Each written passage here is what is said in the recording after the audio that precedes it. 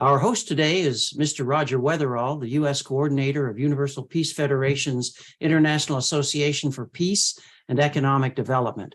Today's webinar was recorded earlier in order to accommodate the time difference in Vietnam, where our guest panelist is currently living.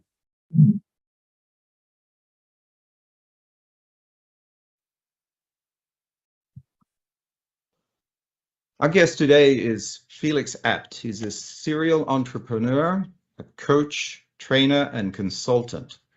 During his career, he's developed and managed a variety of businesses in different countries.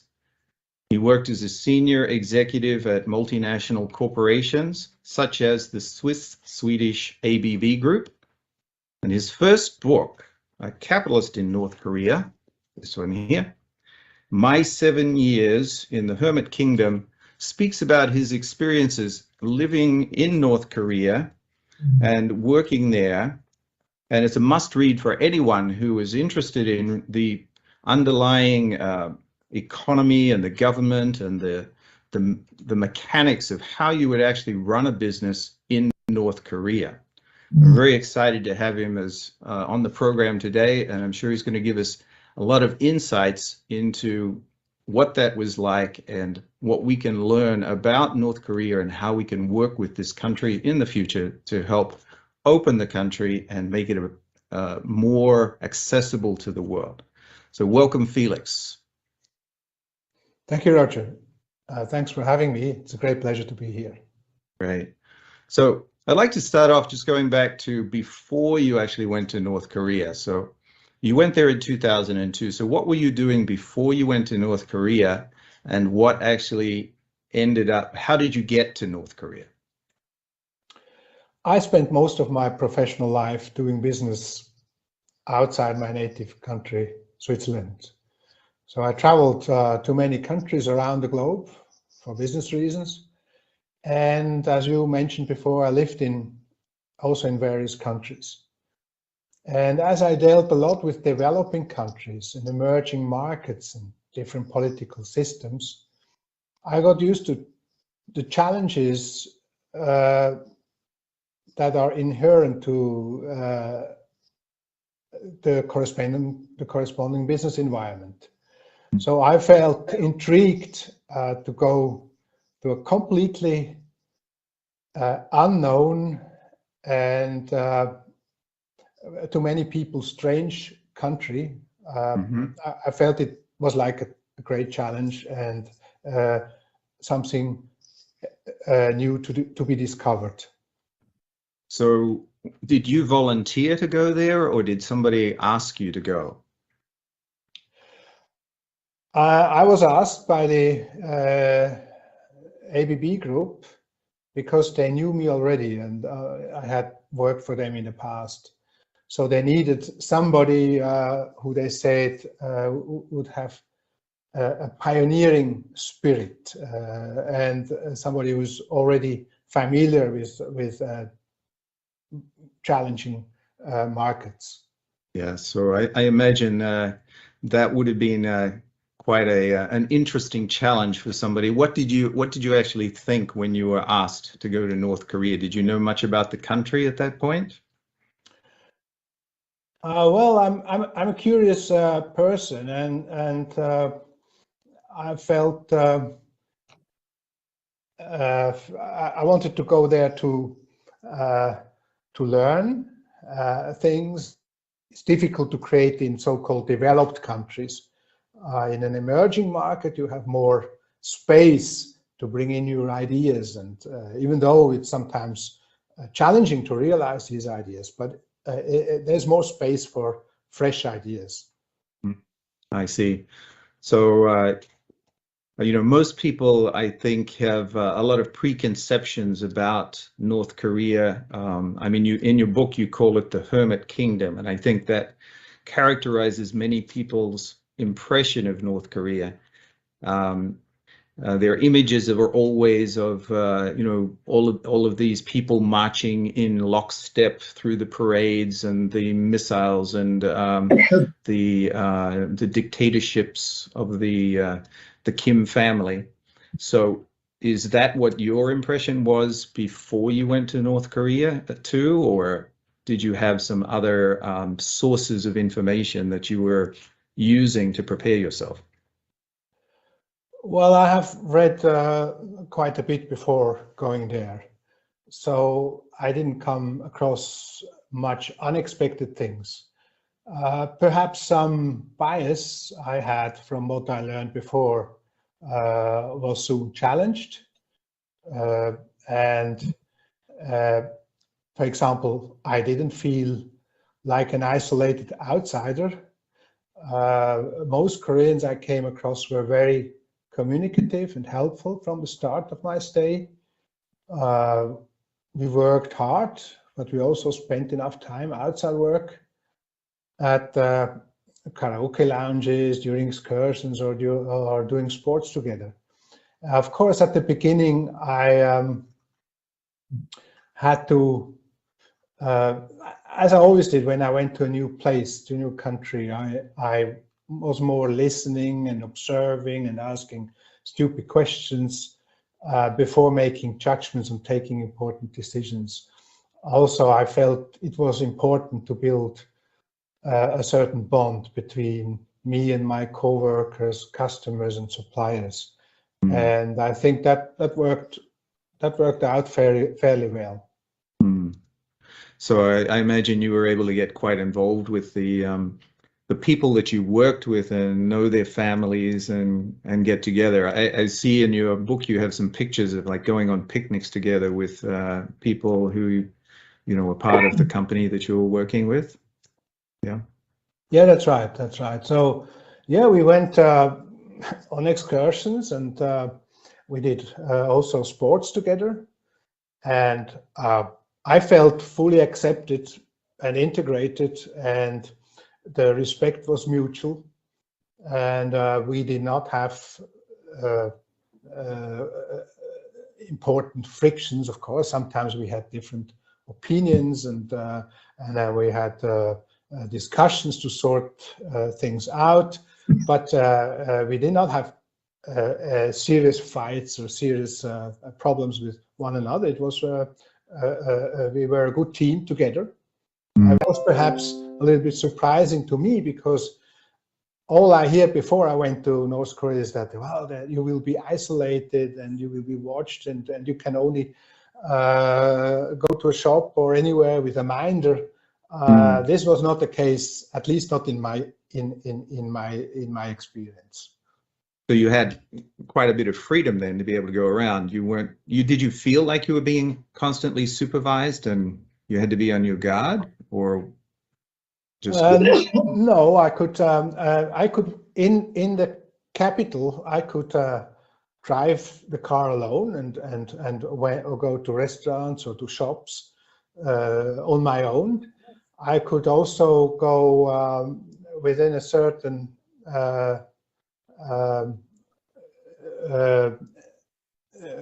number of miles outside the city alone, without anybody accompanying me. Even to Nampo. Nampo is that's the place, by the way, where this car factory is located. So to go there, I didn't need a permit. If I wanted to go further, I had to make a formal application, and usually I got the permit within a few working days. I got the permit to go further ahead. Of course, I needed a good reason, good professional reason. For example, working with mines or with farms or with hospitals for professional reasons. But I was never refused any permit to leave the city to go further away to the countryside. Got it. So I just wanted to kind of set the background to let people understand a little bit about, you know, that you were not just being constricted and constrained to a particular area and given the standard kind of guided tour of Korea while you were there. So I wanted to move on a little bit more now to talk about the economic aspects and the business side, because you know, that's primarily what our audience is interested in. So first of all, can you give me a little background about just an overview of the economic situation before you came to Korea, and what was it that you were trying to accomplish with ABB when you went there? Yeah, I would like to give you a brief overview of the history of the North Korean economy. And I would like to roughly divide this history into two parts, or into two periods. The first period starting in 1953, when the Korean War was halted with an armistice. That's when the country set up a centrally planned state economy. It then became the world's most demonetized country. This means the state provided for everything, for housing, for education, food, healthcare, jobs. And the money people got was very little. It was more like pocket money to buy a pack of cigarettes. So all the basic necessities were allocated to the people by the state. The enterprises were run by party committees. Then in the second period started with the collapse of the Eastern Bloc of countries from 1989 to 1992, particularly North Korea's principal source of trade and support, the Soviet Union. And that forced the North Korean economy to realign its foreign economic relations, including economic exchanges with South Korea, by the way. That's when a slow marketization started. So away from the totally state-controlled economy, away towards more markets, with the first farmers markets emerging, where people sold surplus agricultural products, which they grew at home or in their gardens, and even livestock, maybe goats that they had even at home, and so on, and which they cultivated privately. So the farmers markets, they were tolerated. They were not yet formally accepted at the beginning, but they were tolerated by the authorities. And then later on, a few years later, they were officially recognized and accepted. And from there on, they morphed into more general markets, larger markets with more with a larger variety of products. At the same time, small-scale business activities emerged, such as tailor shops and small garment manufacturing, furniture production of cookies, and so on. The country started also to experiment with capitalism in special industrial zones, where foreign and South Korean investors could set up factories, which they could own and operate by themselves. And that was, they were inspired by the Chinese example. They had done that 10 or 15 years earlier. So it also introduced, and that was another important step towards a market economy, it also introduced a modern foreign direct investment law and trade laws encouraging foreign investment and trade. So after, you could perhaps say the collapse of the Soviet Union was a kind of blessing for North Korea, as it was a wake-up call to start embracing reforms and to marketize the economy. So do you think until that point they had really been dependent on kind of handouts from the Soviet Union in order to prop up their economy? Yes, they got subsidized fuel, oil, for example, from the Soviet Union, but also food.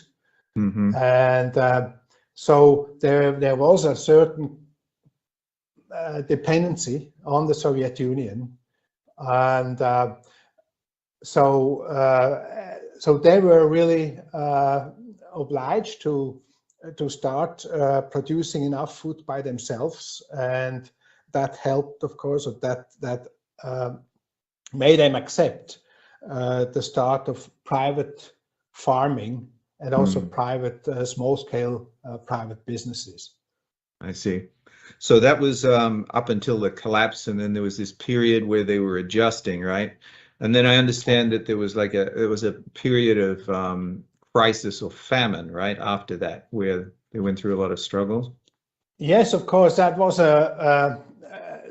was really a huge change, a dramatic change from a state-run, a planned economy integrated into the Soviet bloc, with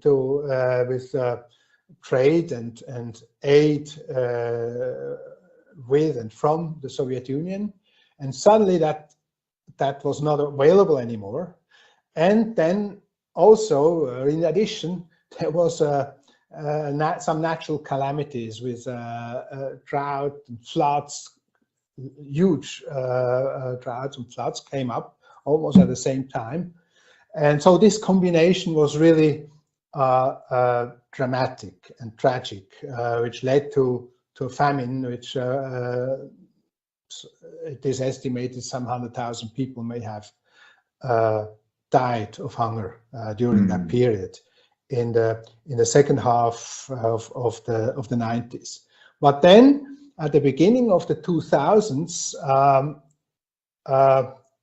they had largely overcome that crisis, and also they started introducing more reforms, and the economy started growing. So that's when, in 2002, when I came there, they invited foreign investors like us. Foreign businesses were highly welcome at that time because they realized that they needed foreign capital, foreign technology, perhaps also foreigners who helped them open up markets abroad. And so I felt welcome at that time. That was really quite a time of openness, if you like, where foreigners, foreign businesses were really welcome. Right. So with you went there with ABB, and what were you trying to accomplish with ABB? I understand that they're a large equipment manufacturer, especially like in the electrical sphere, right? Yeah, that's right. So North Korea had, coming out of that crisis, had a dilapidated power supply system. So also power generation needed upgrading, but in particular they lost a lot of the power during the transmission, because transmission systems were damaged or obsolete or whatever. And that's where we came in. So we wanted to start there, helping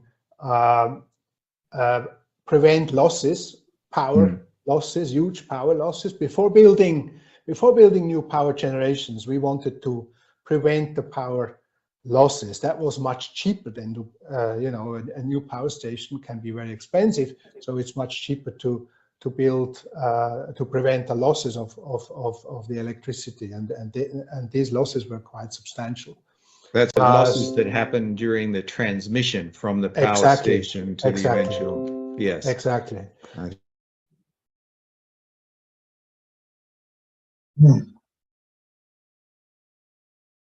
First job, we also try to help rehabilitate certain industries, for example, the cement industry or the steel industries and so on, so that I could start produce again, because they were all partly damaged or not operating anymore. So we want to give them a boost.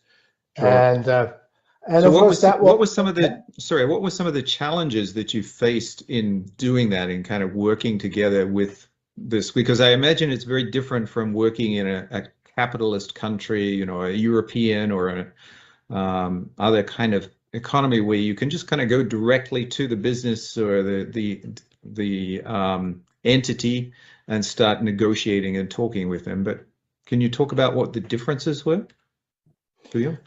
So it depends on the nature of the business. For example, it was easy to set up an IT, the first foreign invested IT or software company in North Korea. So I was involved in that. I was vice chairman of that enterprise because that company would sell its products, its software products, for example, medical software and on games for mobile phones and so on that we produced to export them. So it was welcome because the company generated hard currency, cash that the country needed to pay for the imports, and the country needed a lot of imports, including food. So it was easy to get the permits and to get get things done and get the business operating. Same, for example, when I was involved in setting up a business to sell paintings across the world. I was the first e-commerce outside, with the outside world. But for example, to set up a factory, a pharmaceutical factory, which serves the domestic market, that was a different story, a different approach, because we had to make money. We had to sell products and make a profit so that we could finance our operation. And to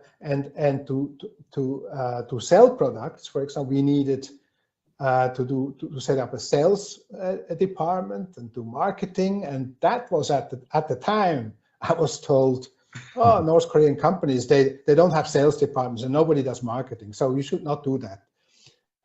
And I said, well, without that, who's going to pay our bills? I mean, if we cannot market our products to customers, to doctors and hospitals, and we cannot sell our products, then our factory has nothing to do, and we have to shut it down. We have to, and I have to go home. I cannot.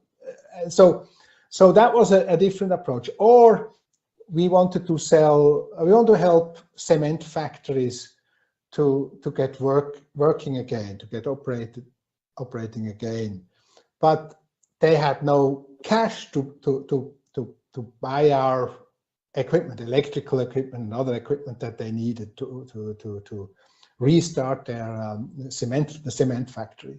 So then you have to be creative.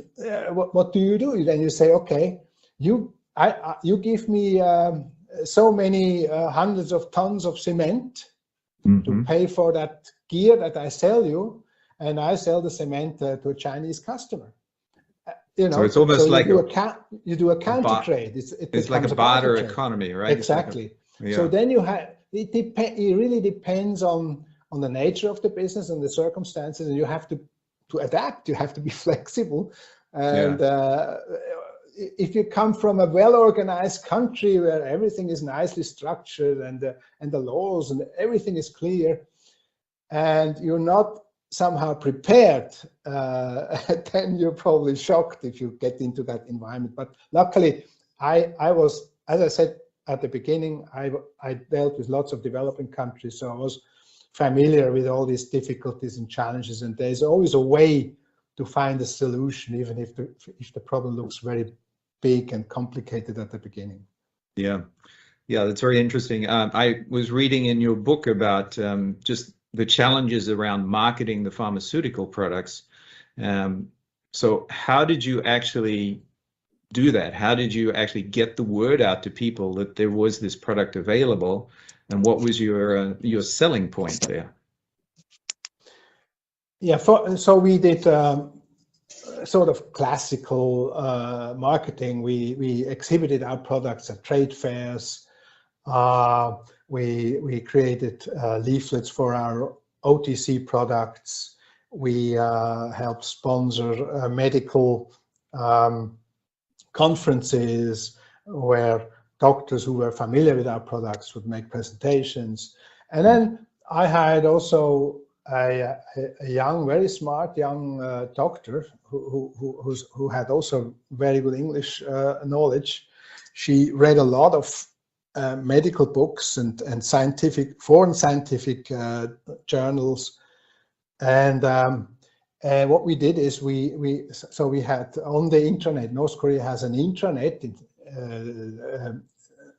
Most people are on that intranet. It looks like the internet, but it's of course closed off from the outside world. But inside the country, people communicate a lot and also do business on through the intranet. So we had our website on the North Korean intranet, and that doctor, she was a kind of, you know, advisor, and she put up a lot of text in a popular language, and she also gave a lot of advice, and she got a lot of more and more queries. We got a lot of traffic, and after some time we got orders from hospitals far away from Pyongyang, you know, because people started talking about our company and our products, and we were really service minded. We want to help people and give them advice, and for free, of course. And so she talked about hygiene. She talked about prevention of infections. She talked also about healthy diets and so all kinds of different kinds of things, practical things that helped people, you know, improve their lives, if you like. Sure. So that became kind of like the first social blogger in this probably sphere, one of the first, probably one of the first. And then later we started setting up in Pyongyang. We set up our own pharmacies, so retail outlets. We also became known as we were the first North Korean pharmaceutical company that achieved so-called GMP standard, which was acknowledged by an inspection carried out by the World Health Organization. So GMP means good manufacturing practices. Good manufacturing practices. That's an industry standard, an internationally recognized industry standard in the pharmaceutical industry, as defined by the World Health Organization. So we were the first pharmaceutical company that achieved that, and of course we talked about it, and and other pharmaceutical companies, by the way, they also came then to us and asked us if we could help. That was the first time we really helped competitors also raise their standards, because we thought, of course we will sell a little bit less, but we still sell enough and still make a profit. But we also help other pharmaceutical factories to raise their standards in the best interests of the people. So I got it. So far, you've worked in an electrical equipment manufacturer. You mentioned a painting or an art export company. You have a pharmaceutical company, right, that you set up. And then I see here you also set up a business school, right? Pyongyang Business School. Can you tell us a little bit how that came about? And it really seems, I think, a little odd to people that you would create a business school in a communist country. So can you explain that? Yes. So when I arrived in Pyongyang, and I saw that people try to improve their lives, get the economy going again, but of course that is a long process, of course. And I thought to help improve the lives, to get more food on the table and so on, we would have to help the managers to become more effective at what they're doing. So company managers, because also, you know, they did not get any more funding or support from the state. Now even state companies were suddenly on their own. They had never learned to sell and market the product. They did not know about finance and logistics and process, how to organize factory processes and so on in an effective way. So then I thought if you want to help them to also reduce, at that time they still got a lot of foreign food aid, it's better to make their factories more effective. And that's why that's how we came to that idea of a business school. And so I organized together with the Swiss Development Agency, and also some including ABB Group and other multinational corporations, supported it with speakers and in other ways. So that's when we started training, not students, because it takes too long until students, if they go through a business school, if they become effective and can make a difference. So we targeted directly the managers, the directors of companies and trading companies and factories. These people had to learn how to adopt new modern tools that are necessary in a market economy. That's why we set up this business school, and it was quite successful. We had one of our students was the person who set up the first advertising company in North Korea. Another one set up the first debit card with which I went shopping later. Wow. And so on. So we had some good success, or our students could make good use of their new skills.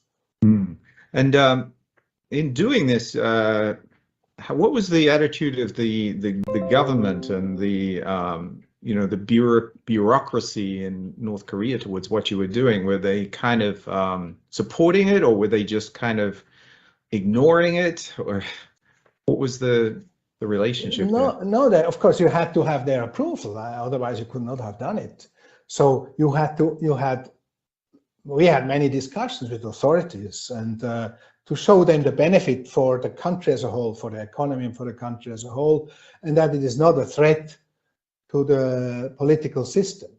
So we were not there to organize a counter-revolution or whatever. So we were just there to make the economy stronger, and I always argued, you yourself, you said that you want to get away from this culture of dependency. North Korean government talked about a culture of dependency.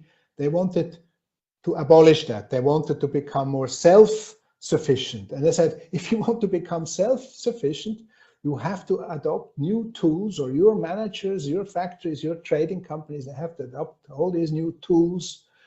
And because they are now living in a market economy, basically. Sure. Otherwise, they cannot get ahead. And right. I think of course, there were certain things, certain limitations, which they did not want us to talk about South Korean chaebols, the big successful groups like Hyundai or Lotte or LG and Samsung and so on. So I asked every speaker who came from abroad not to talk about South Korean companies. So that was a sensitive issue. So we did not talk about that. So in your business school, you were bringing in a lot of people from Europe and other countries to actually talk and to teach these business principles as well. Actually, you mentioned earlier about the factory company in, was it Nampo that you went to? Yes. So in reading through your book, was this Pyeonghwa Motors that you were talking about? Yes. I was there when it opened in 2002, 2003, and it became even a customer of mine. Oh, really? Yeah. So that's an interesting. So of course, the founder of the Universal Peace Federation is Reverend Moon, who started Pyeonghwa Motors, and that came out of his meeting with Kim Il-sung, that he wanted to do something for North Korea. But yes, go on. What were you saying about that? So yeah, then North Korea has a problem with huge fluctuations in voltage and frequency, and which meant for that car factory, when the first cars came out of the production, you know, when they were after the assembly, then they had to be painted with automatic spraying machines. And the first cars looked like an abstract painting, where a painter threw the paint at the car because it was very uneven, you know, on the car. And of course, they could not sell these cars. So, and we were the only company that had a stabilizers that could cover this wide range of fluctuations. No other country at the time, to my knowledge, had so wide fluctuations in voltage and frequency. And this disturbed the production process. It could burn the motors in the machinery and so on. And so we sold them a huge stabilizing machines, and after that they could paint the car smoothly, and it went well. Everything went well. So that's how I got into touch with them. I also went often to they had a hotel. The Potonggang Hotel at the Potonggang River in Pyongyang. So for meetings and for they also had a fantastic restaurant there. It was very well managed, very well run hotel. And so yeah, and it's, you know, it's a small world in Pyongyang. There are not many foreigners there, so you bump into them at one point or another. Sure. So I understand in reading through your book, you talk about how it took a while to actually get the assembly line running and to start producing cars, and eventually they made a profit there. And what's the situation there with Pyeonghwa Motors these days? Do you know?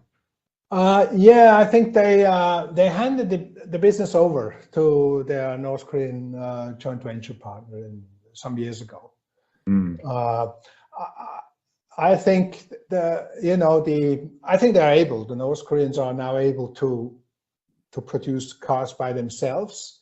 The only thing is what I saw also here in Vietnam in 1995, when Mercedes-Benz, German car manufacturer, set up their factory here. At the beginning, they had very few customers, and so they produced one car per month, and but it was a truly handmade car. It was not made by the assembly line, and it was a little bit the same at the beginning. They had very few cars to sell because the middle class, which could afford to buy a car, was very small at the time, and it's a middle class in a small country. But then I also realized that the North Korean authorities encouraged, they wanted to help that factory to sell more cars. So they asked, for example, taxi companies not to buy any more imported cars, but buy these cars from Nampo. That gave them a little boost at the time. Got it. So I wanted to kind of wrap it up now. So it was 2009 when you left North Korea, right? And since that time, have you continued to have any business relationships, or have you gone back again since 2009? Yeah, I went back a few times, but now business is it's very difficult to do business given given thorough sanctions. So it's basically not possible for the moment to do any meaningful business there. But I keep contacts, and when China allows, lifts these restrictive COVID measures and allows us to travel to North Korea, we have to travel via China. There's no other way to go there. So then I would like to go back, at least to visit my old friends. Sure. So in terms of the situation now, I understand that North Korea has really closed down a lot through COVID and shut down all of their borders. Do you have any kind of intuition of what the situation is currently like in North Korea, or with these businesses that you created, and with what people are doing now? Well, it's at least trade has resumed between China and North Korea. So there is trains crossing the border, which is a positive sign, because this even that has halted for quite a while because of COVID. So so that is a positive development. Otherwise, the businesses, basically, the businesses I was running, or I was a shareholder of, they're not profitable, or they cannot be run properly anymore, because if you cannot get all the spare parts, all the components you need for your machinery, because you're not allowed to import them due to sanctions, or you cannot buy them because the country is not allowed to export its raw materials and other stuff to generate hard currency because of sanctions, then you cannot pay for it. You cannot get the hard currency to pay for imported spare parts, because a lot of the modern machinery is imported. You cannot buy that in North Korea. You cannot. Nobody can. Not many could do that. Sure. So. And sanctions, I think, have had a huge impact on that as well, right? So it's really impacted the businesses. What would your recommendation be to the Western world then, in terms of how they should actually deal with North Korea in order to help it in the best way? Well, I would hope that sanctions are gradually lifted, so that there is a certain normalcy again, and that the middle class can grow again, because the middle class is of course an important part of civil society, which also has an interest in reforms, in economic development, and so on. So I hope with the lifting of sanctions, that would constitute a huge boost to the development of the country, and would also make the peninsula more peaceful, of course. Sure. And on the flip side of that, in North Korea, what reforms or gradual changes would you like to see happen? Like, so for example, a lot of people on our program have mentioned the need for changes in agricultural reform and the way agriculture is structured, or just the general attitude towards private enterprise and business. What would you like to see happen in North Korea? I would, well, for business people, for foreign business people, it's important that they can choose their local partners, and that they have more direct access to potential business partners, that they also can collect market data which they need to make business decisions and so on. That would be an important practical reform for foreign business people.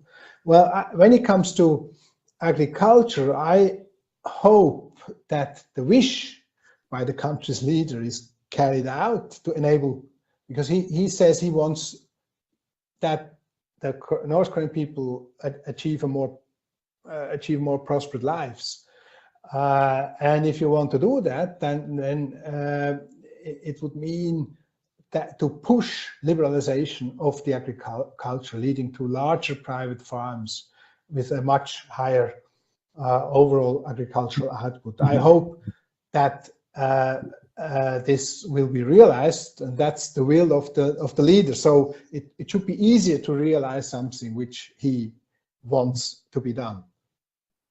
Thank you. So thank you very much, Felix, for taking the time to talk with us. And I was just looking at this picture in your book here of you having a picnic with all of your co-workers from the company. And when I look, I think I'll put that on my wall, because that's kind of my dream, is to be able to go to North Korea too and have a picnic in North Korea one day. So I encourage everybody to get a copy of the book. It's available on Amazon. That's where I got mine. And you can find it. We'll send out the link for this as well.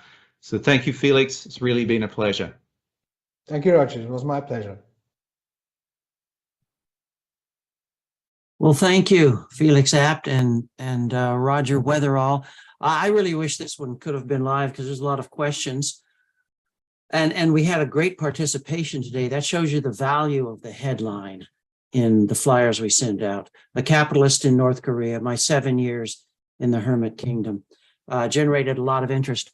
We have these webinars on Tuesday, Wednesday, and Thursday of every week at 2 o'clock. On Tuesday, it's Korea issues and the Indo-Pacific security issues, things like that, like we had today. Wednesday, it's a new series hosted by Reverend Zachary Oliver, which is called Stopping the Violence, and it deals with all the aspects of the disassembly of the American society and the rampant chaos that manifests itself in violence and a lot of gun activity and drugs and gangs and all the things, the chaos, the breakdown of morals. It's a fascinating series, Wednesdays at 2 o'clock from 2 to 3. And Thursdays, we have Tomiko Duggan's Interfaith Webinar Series, which is in second year, maybe 2 years plus now, every week, and has built an incredible foundation of friends in the Christian, Jewish, and Islamic communities and others who come together every week. And then every Tuesday, first Tuesday of each month, we have the Washington Brief, which is our kind of flagship Korea Issues webinar, where we bring out really great guest panelists and good permanent guests. And then next week, we have the International Media Association for Peace. They're going to have a stellar webinar, which they're putting together. I can't wait. It's going to be very interesting. So anyway, thank you very much. It was kind of a short one today, but full of impact. Thank you all. God bless you.